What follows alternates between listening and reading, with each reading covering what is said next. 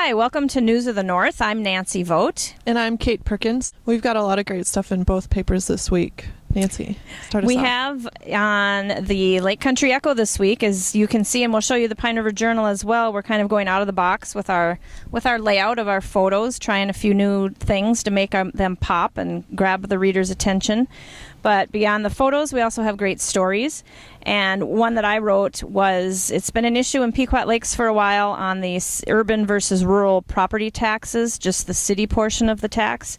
And long story short, a decision has been made and there will be a 3-year phase-in. So Pequot Lakes property taxpayers will see a little bit of some differences. Their taxes might be higher, they might be lower, depending where you live. So just pick up the Echo or go to our website, pineandlakes.com, and you'll read all about it there. Yeah, and also in the Echo this week, we've got 2 stories about the Whitefish Chain. One of them is about WAPOA looking into the possibility of forming a lake improvement district, which would create a separate taxing zone for all the people who live on those lakes. And then we also have a story about the presence of veligers, which are microscopic zebra mussel babies that just sort of float around in the water.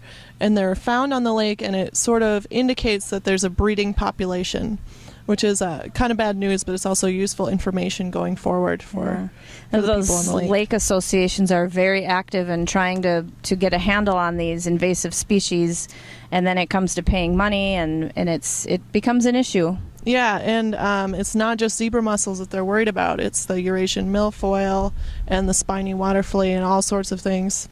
So Exactly. It's a bit of a controversy of who's going to foot the bill for the lakes there. Yeah. And on to some other fun things. Last weekend was one of the busiest of the summer as far as I remember. And we were at about a dozen events taking photos. They're all on spotted.pineandlakes.com from Cross Lake, Pequot Lakes, Backus. We had events going on everywhere. And one of the more fun ones was we went up to the Backus Cornfest and we were in the parade taking photos, handing out candy. That was a great time.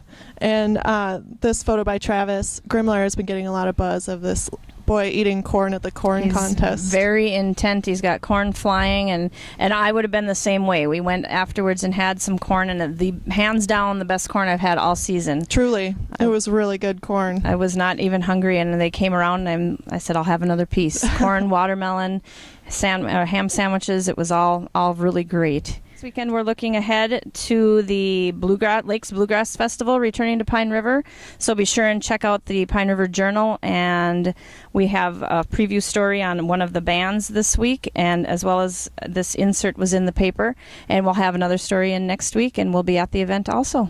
That's going to be a really fun time. I can't wait. Well, thanks so much for watching, and we'll see you next week on News of the North.